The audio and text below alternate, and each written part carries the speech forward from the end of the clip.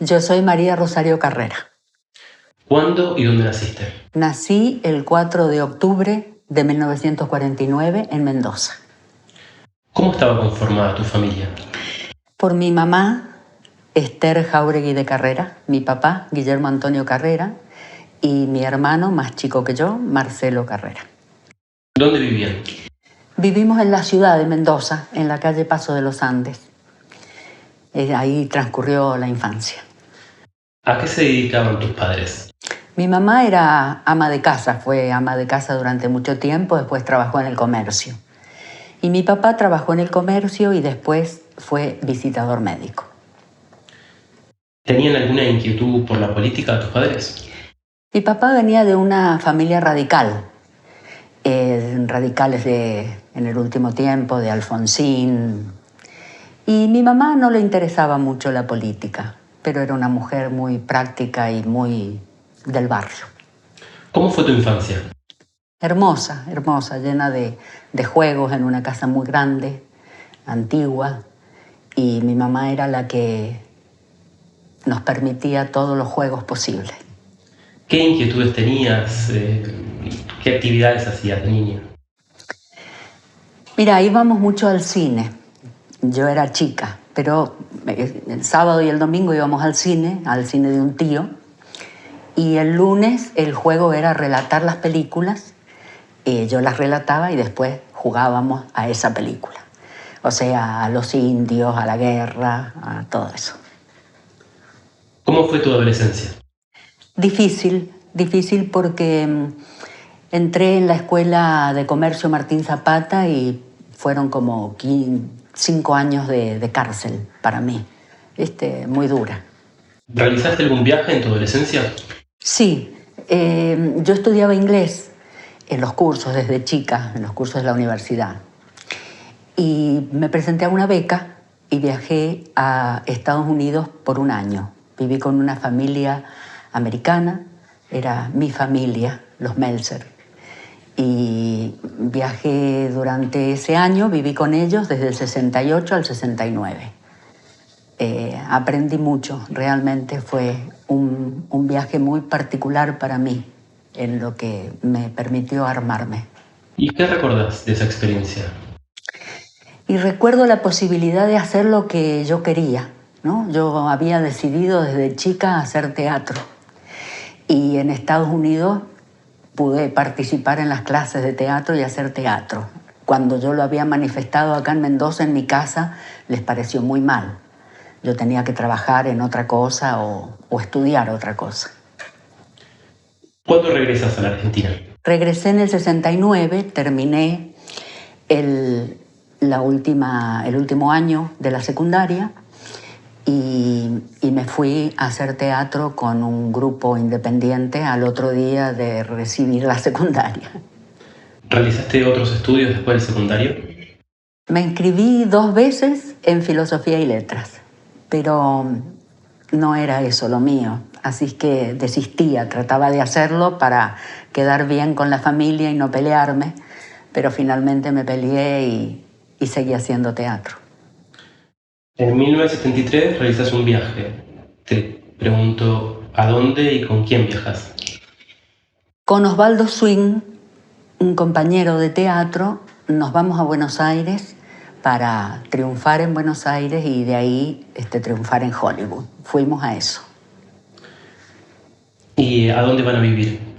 Fuimos a vivir al Abasto, a la calle Carlos Gardel, que estaba donde prácticamente termina la calle, el mercado, lo que era el mercado del Abasto. Era una villa directamente, eran 3 cuadras muy humildes. Y fuimos a vivir ahí y trabajábamos en el Teatro Payró y con eso pagábamos el estudio en el Teatro Payró. Bueno, ahí nos empezó a cambiar el sueño de triunfar por otros sueños.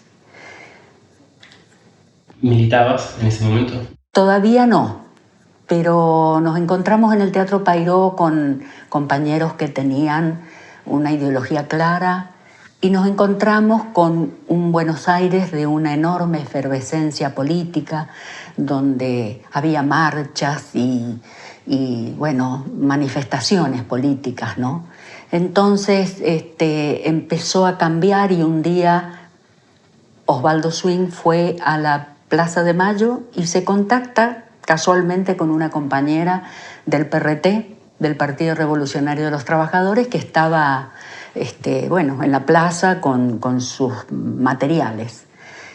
Entonces él trae esos materiales al departamento que nosotros alquilábamos y nos lo plantea al grupo de teatro, y esta compañera viene a hablar con nosotros y en días nos decidimos y empezamos a estudiar el material del PRT y a sentirnos involucrados. ¿Y en qué consistió esa militancia? Consistió primero en estudiar. Estudiábamos, es decir, te digo primero, pero en realidad hicimos todo juntos. Por un lado estudiábamos, por otro lado escribíamos teatro y nos fuimos acercando a lugares donde el teatro no llegaba. Y así llegamos nosotros a la Villa Itatí. La Villa Itatí era un espacio absolutamente desconocido, por lo menos para mí, que venía de una familia de clase media donde todo había sido facilitado. Y la villa era una villa terrible, pobre, llena de lodo, pero con gente extraordinaria, entre ellos el cura Pepe Tedeschi. Y un día dimos función ahí y el cura nos dijo después de la función: ¿ustedes no se vendrían acá a vivir? Y nosotros nos miramos y dijimos, bueno, levantamos el departamento de Carlos Gardel y nos fuimos a vivir a la villa. Entonces ahí empezó una experiencia, por un lado muy dura, pero como una iniciación a otra forma de vida, de conocimiento, de compromiso, que coincidía con aquello que íbamos aprendiendo y compenetrándonos con la ideología del PRT, con el compromiso del PRT, con estar junto a la gente, con servir a los que necesitaban, y eso significaba también servirnos a nosotros, aprender nosotros. ¿Y qué acciones concretas llevaban adelante en Villa Itatí? Eran acciones teatrales fundamentalmente, porque a través del teatro la gente quería hacer teatro. No solamente quería ver, querían ellos hacer teatro. Entonces nosotros les empezamos a transmitir lo que sabíamos y ellos nos transmitían su realidad. Entonces era aprender constantemente. A la par, bueno, seguíamos estudiando materiales, seguíamos formándonos también en acciones de divulgación del socialismo, que es lo que manifestaba el PRT. En trenes, subíamos a un tren, recitábamos algo y explicábamos y entregábamos el material en los micros. Tratamos de proletarizarnos, entré a trabajar en Alpargatas, pero terminé armando un elenco de teatro en Alpargatas. Entonces, bueno, la proletarización la comprendimos que pasaba por otro lado, pasaba por ser nosotros trabajadores del teatro, no artistas que triunfarían en Hollywood. ¿Y qué posibilidades les daba el teatro como herramienta de transformación social? Y la posibilidad de comunicarnos, de decir, de denunciar, de decir aquellas cosas que estaban acalladas, ¿no? Porque era lo que Itatí necesitaba, ¿no? Ellos necesitaban decir lo que les faltaba, lo que les urgía, y entonces nos dábamos cuenta que el teatro podía ser esa herramienta. Bien, y en ese sentido te pregunto, ¿cómo viviste vos toda esa experiencia? Y la viví con las contradicciones que surgían, porque por un lado no era fácil vivir así, por otro lado mis viejos estaban acá, mi hermano estaba acá en Mendoza, no podíamos decir lo que estábamos haciendo porque era peligroso, porque ya el peligro acechaba, las 3A funcionaban a todo galope. Y entonces era vivir con alegría ciertas cosas de ese lugar, de toda esa gente, de otros barrios a donde hacíamos teatro hasta que llegaba la policía y corríamos a otra esquina. Y a la vez pensar en mi familia, ¿no? En mis viejos fundamentalmente, y en esa cosa muy fulera que es tener que mentir porque no podés decir la verdad. Es muy feo. ¿Cuándo regresas a Mendoza? Regresamos a finales del 74 con Osvaldo. Nos despedimos con dolor de dos compañeros, la Negrita y el Negrito Correa, que formábamos con ellos el elenco de teatro testimonial. Volvimos a Mendoza, habíamos estado con mi hermano en contacto, él estaba acá ya en contacto con el PRT, Marcelo estaba en contacto con el PRT, y él nos contacta al llegar con los compañeros responsables del PRT en ese momento. ¿Cómo sigue tu vida en el plano afectivo? ¿Estabas o te pusiste en pareja? Al tiempo de llegar formamos el grupo de teatro La Pulga, con Osvaldo Swing, Raquel Herrera y Rubén Bravo. Y al tiempo de eso, que son tiempos cortos porque fue todo muy intenso y muy rápido, formo pareja con Rubén Bravo. ¿A qué se dedicaba Rubén? Rubén hacía teatro, era actor, director de teatro también. Con él escribimos radioteatro. Él había actuado en el teatro independiente y también en el radioteatro. ¿Estudiaba, trabajaba? Se dedicaba al teatro. Sí, trabajaba ahí. ¿Y militaba? En el PRT. Los cuatro militábamos en el PRT, los cuatro del elenco La Pulga. ¿Y en qué consistía su militancia? Consistía en hacer llegar el teatro a donde no llegaba. A romper con esto de que el teatro tenía que ser en salas. Entonces recorríamos todos los lugares. Y por otro lado significó la posibilidad de fundar la Asociación Argentina de Actores de la Delegación Mendoza aquí, en esta provincia no existía. Y nosotros nos considerábamos trabajadores del teatro, no artistas que trabajaban por amor al arte. Entonces eso nos llevó a formar la delegación. ¿Cuándo la formó?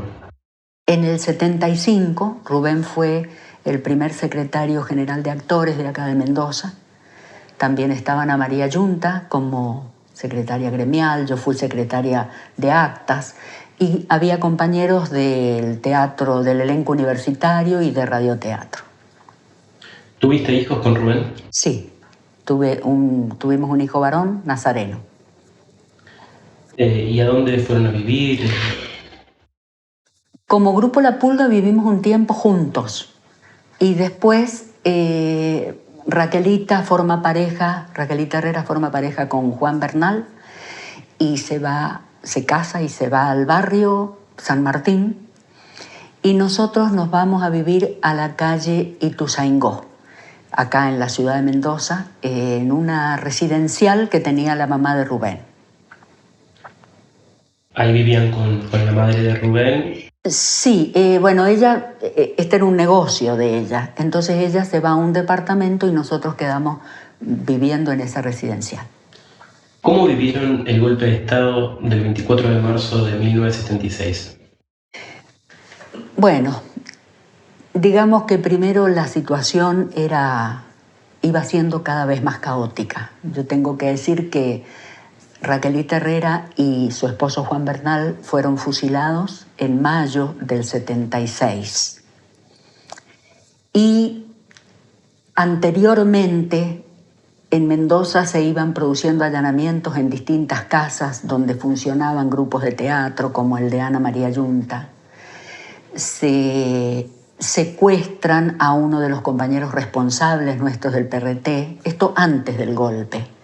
Entonces nosotros optamos por irnos a Buenos Aires como, por un lado, a denunciar a la asociación, por otro lado, a refugiarnos de alguna manera. Esto debe haber sido a finales de febrero del 76. Estuvimos un tiempo en Buenos Aires, unos días en realidad, en la casa de un compañero, y nos volvemos un poco antes, unos días antes del golpe.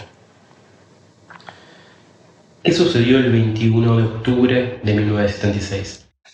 Ese día secuestraron a Rubén Bravo de nuestra casa. Estábamos ya no en Ituzaingó, sino en el departamento. En ese departamento vivíamos con Nazareno, que tenía 8 meses, y con la mamá de Rubén.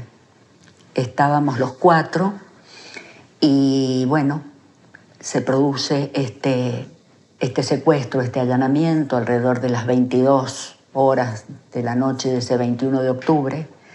Entran como un tsunami por las ventanas, uno entra, salta, entra, abre la puerta, entran todos los demás. Y venían a cara descubierta, es decir, que yo los puedo reconocer, no me olvido de sus caras, y los pude reconocer muchos años después en el juicio, en los distintos juicios. ¿Qué fuerza realizó el operativo?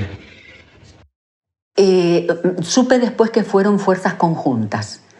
En ese momento las personas que estaban ahí eran de la policía de la provincia.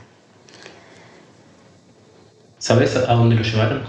Sí, supimos que lo llevaron a la Séptima, hoy es la ex Séptima, fue un centro clandestino de detención y hoy es un centro de la memoria. Es un centro que está ubicado frente a la plaza de Godoy Cruz. Ahí funcionó, ahí lo llevaron a Rubén. ¿Hicieron alguna denuncia, habeas corpus? Todas las denuncias, todos los habeas corpus. ¿Dónde? Los habeas corpus se hacían en el juzgado federal.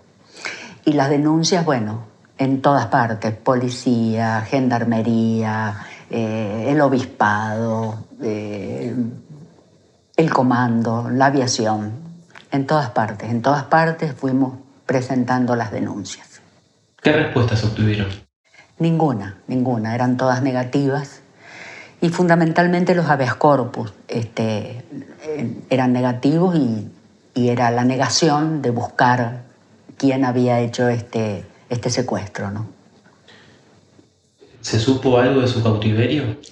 Sí, a Rubén se lo llevan el 21 de octubre y a finales de noviembre el padre Latuf, que era el capellán de la penitenciaría de Mendoza, habla por teléfono con mi mamá y le dice que hay un detenido en la penitenciaría, Pablo Seidel, que lo ha visto a Rubén en la Séptima, en la comisaría Séptima.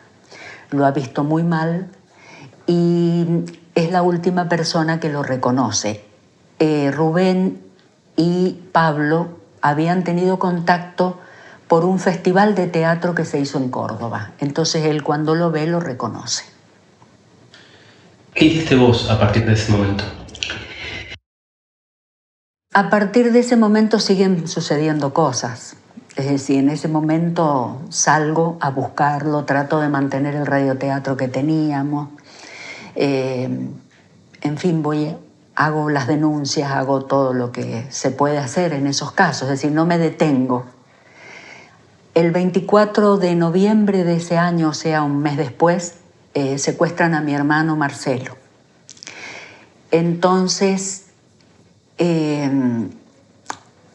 esto me entero porque yo estaba con mi mamá en Buenos Aires. Nos habían dicho que a Rubén lo habían trasladado a La Plata, a Olmos. Entonces yo viajo con mi mamá y con el niño a La Plata.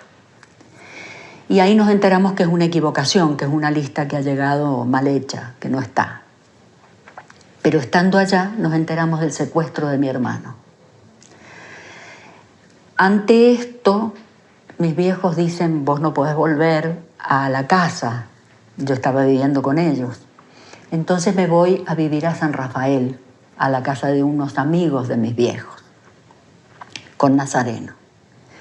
Y el 1 de diciembre, mis viejos llegan el 2 de diciembre o el 3 a San Rafael a verme para decirme que en el 1 de diciembre se han llevado a Adriana, la esposa de mi hermano, que estaba embarazada. Voy a retroceder un poco. ¿Cómo fue el secuestro de tu hermano? A Marcelo lo secuestran de su casa. Mi hermano trabajaba en YPF y lo vienen a buscar diciéndole que eran de YPF cuando ellos le abren, que venían a llevarlo para que reemplazara a un compañero en un turno. Él estaba con Adriana. O sea que Adriana presencia eso y escucha que le dicen: vos vas a cantar lo que no quiere decir tu cuñado, o sea, Rubén.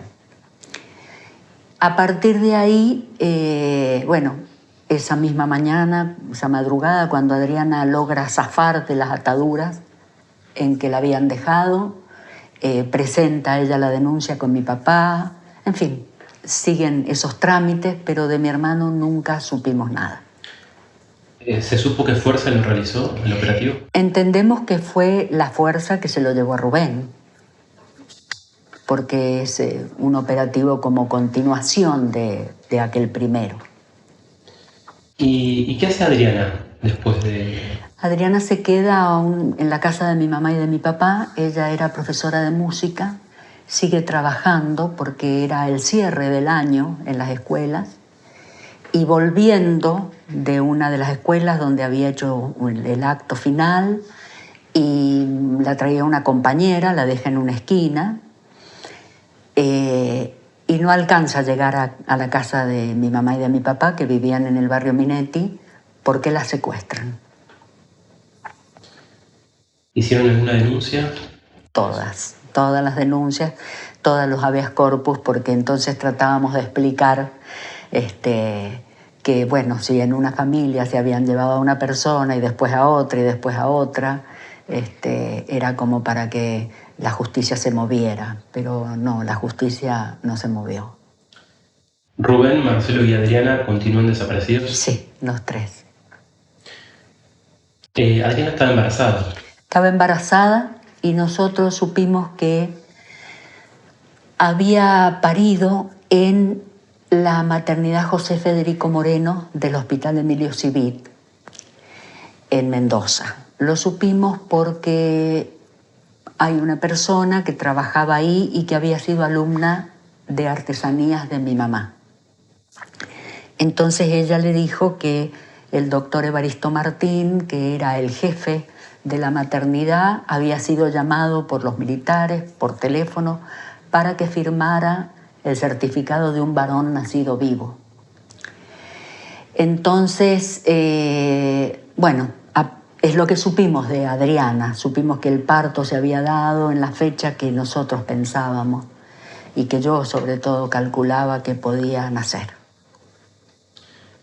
¿Y con esta información iniciaron algún camino de búsqueda? Sí, todos los caminos, en fin, todo lo que han hecho tantas familias que buscan y dar muestras de sangre y bueno, llegamos a exhumar a mi papá, al papá y a la mamá de Adriana para tener las muestras. Hemos hecho todos los pasos. ¿Cómo continuó tu vida y la de tu hijo? Bueno, seguimos viviendo en la casa de mis viejos, en el barrio Minetti. Ellos, bueno, íbamos todos juntos a todas partes a buscarlo. Y fuimos todos juntos con familiares. Formamos familiares de detenidos desaparecidos por razones políticas en Mendoza, que no nos llamamos así desde un comienzo, sino pasado el tiempo. Pero éramos familias que nos íbamos ubicando o porque nos encontrábamos y nos parecíamos en el obispado, en la policía, en distintos lugares. Nos contactábamos y nos veíamos después. Todo esto en la más absoluta prohibición de juntarte como era la época de la dictadura. Y Nazareno se crió de esa manera. Después nos fuimos a vivir juntos, los dos, en un departamento. Y esa fue una etapa muy importante también, porque fue la que nos permitió y me permitió a mí, sobre todo, después de 7 años, y a partir del teatro y de ver teatro y en el teatro ver cosas que que reflejaban mi propia vida, poder enfrentar la posibilidad de que la desaparición forzada significaba asesinato, significaba muerte. Entonces me permitió esa etapa enfrentar la muerte de Rubén, de mi hermano, de Adriana, poder traspasar un espacio de espanto en esa muerte que había sido impuesta como castigo, para saber que, bueno, nosotros luchábamos por la vida y que en la vida seguimos juntos, que no hay, que la muerte es una continuidad de la vida, ¿no? Es vida, muerte, vida, muerte. Yo de alguna manera pude ver eso, un pedacito chiquito de eso, y por eso pude seguir y por eso pude despedirme para seguir siempre juntos. ¿Cómo se vivió el regreso de la democracia en Mendoza? Y se vivió con mucha esperanza, también con muchos cambios, con muchos enfrentamientos también,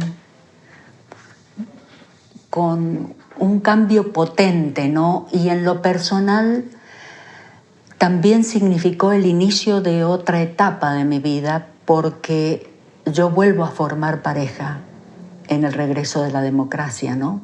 En el finales del 84, formo pareja justamente con Pablo Seidel.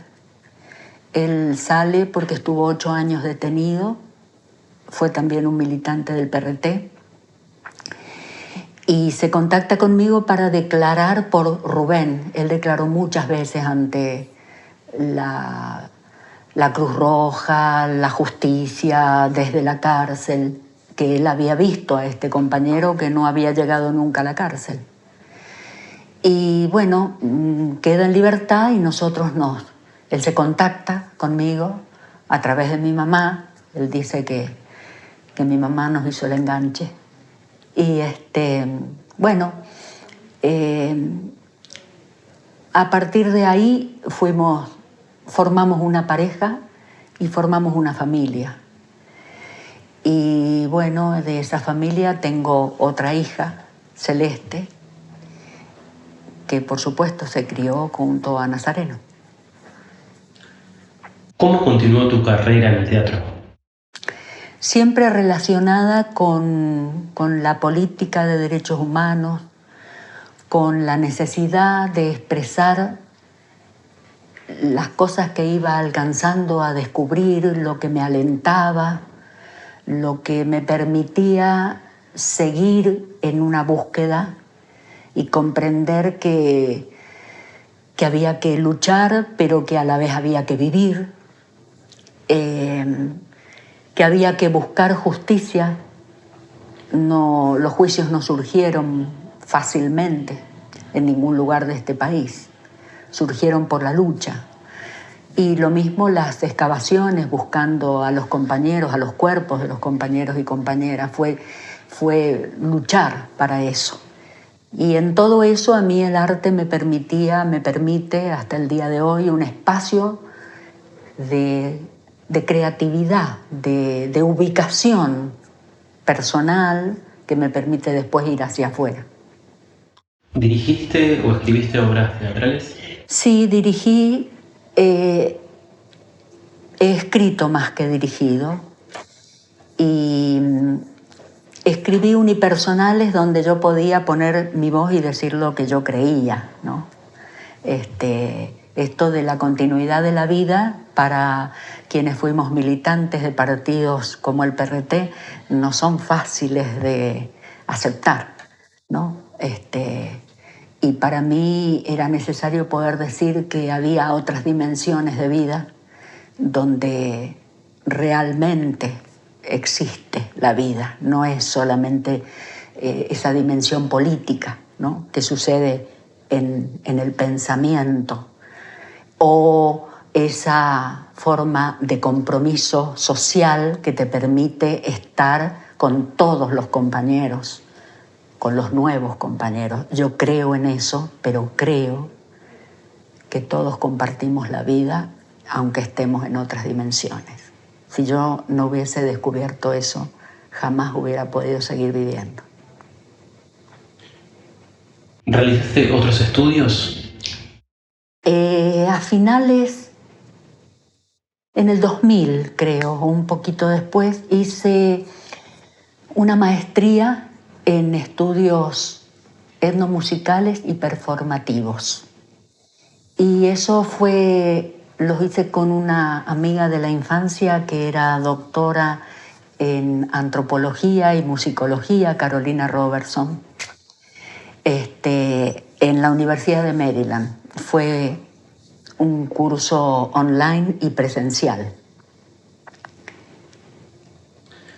¿Declaraste en algún juicio de lesa humanidad? Sí, en varios. En el segundo juicio que se hizo acá en Mendoza, declaré como testigo de contexto.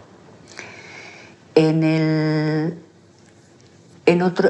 tercer juicio declaré en la causa de las Lajas por Osvaldo Swing, y he declarado en la causa de la séptima, de la comisaría séptima, donde estuvo detenido Pablo. En esa causa también declaré. Fuimos a hacer el reconocimiento en ese lugar, cosa que fue extraordinaria, porque estuve en el lugar donde, en el mismo exacto lugar donde Pablo lo vio a Rubén. Entonces, esas cosas insólitas que a uno le toca vivir, donde Pablo dice, aquí estaba Rubén y él me ubica a mí en ese lugar. ¿Hubo sentencia? Sí, en el primer juicio yo reconocí a Eduardo Esmaja, que fue uno de los que entró y junto a Armando Fernández fueron dos personas de mucho poder, de enorme poder acá en Mendoza. Eran policías de la provincia, inspectores generales de la policía provincial y de este lugar, del ex D2, pero que formaban parte del poder de las Fuerzas Armadas de esta provincia y de Cuyo, en realidad ellos tenían poder en distintas partes. Y lo reconocí porque lo vi, él era el que nos apuntaba, yo me dirigía a él y después, bueno, lo pude reconocer. Fue sentenciado en esa causa y en ese juicio y en otros juicios. Murió Esmaja, pero murió sentenciado. ¿Qué condena le dieron? Fue condenado a cadena perpetua. Fernández también está condenado a cadena perpetua, pero cumple su condena en domiciliaria. En la actualidad, ¿a qué te dedicas? Me dedico a jugar mucho con mis nietos, me dedico mucho a escribir, hago teatro en el elenco Cuatro de Corazones, que es la continuidad de aquel elenco La Pulga, que después se llamó Máscaras y hoy se llama Cuatro de Corazones. Hago un unipersonal que se llama Pegadito a la Vida, que hoy dirige mi hija Celeste, con Federica Bonoldi, que hace la asistencia y que es la sobrina de Adriana. Ya que nombraste a tus nietos, contanos cómo está conformada hoy tu familia. Mi hijo tiene dos hijos. Martina, que tiene 19 años, hace música, escribe música y letras, canta muy bellamente. Y Valentino, que tiene 8 años y que, bueno, es un sol, me permite vivir muchas cosas que no pude vivir con Nazareno, como de jugar sin preocuparme. Y Celeste tiene a Gino, que tiene 6 años, y Gino tiene una hermanita por parte de su papá, que es Meki. ¿Cómo continuó tu militancia? Fundamentalmente yo milito en familiares, desde familiares, ¿no? Familiares, es desde donde hemos realizado la lucha por los juicios, la lucha en el cuadro 33 para que vinieran los antropólogos y hemos acompañado todo eso. Somos querellantes con Isabel Winchul, una compañera de familiares. Ella y yo somos querellantes en esa causa que es transversal a todas las causas de Mendoza. Y mucho desde la educación en derechos humanos, ¿no? Hemos podido formar parte durante 12 años en la Universidad Nacional de Cuyo de un proyecto que se inició cuando se iniciaron las excavaciones en el cuadro 33, porque la universidad documentó todo eso y lo mantuvo guardado mientras, para después entregarlo a la justicia durante los juicios, ¿no? Esa documentación de las 8 veces que han venido los antropólogos acá, que se han retirado todos los cuerpos del cuadro 33, que se han reconocido cuerpos como el de Osvaldo Sabino Rosales, que fue llevado a Bowen en Alvear y con su papá y su mamá, y el de Néstor Alberto Oliva, un compañero del norte que lo matan acá, de Antonio Juan Molina, también un compañero de acá, y antes en ese cuadro estaba enterrada Raquelita Herrera, su esposo Juan Bernal, Ana María Moral, una compañera montonera, el matrimonio Laudán y José de Mar del Plata, que fueron asesinados acá. Es decir, mi militancia siempre está relacionada, todo esto nosotros lo relatamos en este proyecto de la universidad en distintos espacios de la propia universidad, en las distintas facultades, que se ha ido ampliando y después, bueno, en escuelas, en todas partes donde podemos transmitir lo vivido para que no vuelva a ocurrir. Estamos llegando al final. Tenés el cierre a tu disposición por si querés contar algo que no te haya preguntado o querés dejar algún mensaje. Bueno, yo entiendo que de todo lo vivido, lo más importante es saber que es colectivo lo que vivimos, que se vive entre todos, que no se puede vivir aislado porque la vida es colectiva y que resistir es necesario, que nosotros fuimos capaces de resistir como otros antes, ¿no? Como mucha gente antes, como hoy. Nos tocó hacer esta resistencia durante la dictadura y hoy, pero hoy hay jóvenes, y seguirá habiendo vida que necesita luchar por sus derechos. Entonces poder decir que vale la pena vivir, luchar y resistir.